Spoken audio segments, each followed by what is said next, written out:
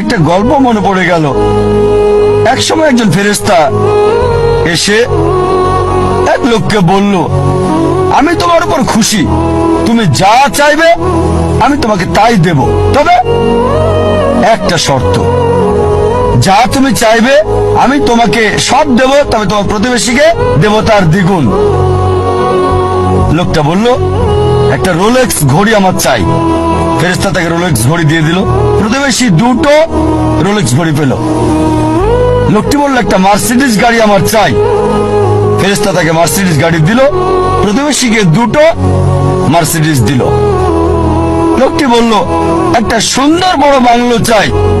ফেরেশতা তাকে সুন্দর বড় বাংলো দিল। তার প্রতিবেশীকে দেওয়া হলো দুটো সুন্দর বড় বাংলো।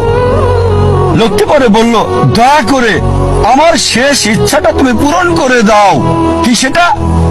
আমার একটা চোখ তুমি নষ্ট করে দাও, যাতে কিছু আমি চোখে না দেখতে পাই। চিন্তা করেন, সে তার নিজের চেয়ে প্রতিবেশীকে নিয়ে বেশি ব্যস্ত। তার জীবন সহজ কিন্তু জটিল সেটা ভাবছে না সে। প্রাচুর্য কি দারিদ্রতা যাই থাকুক, সে বেশি চিন্তিত তার প্রতিবেশীর চেয়ে ভালো জীবন যাপন করা নিয়ে। এ কারণেই সে ফেরেশতাকে বলল, আমার একটা চোখ নষ্ট করে দাও, যাতে প্রতিবেশীর দুটো চোখই নষ্ট হয়ে যায়। এভাবে আমরা প্রতিবেশী কেন্দ্রিক। নিজে সুখী কিনা ভাবছে না, দেখতে পারবে কিনা সেটা ব্যাপার না।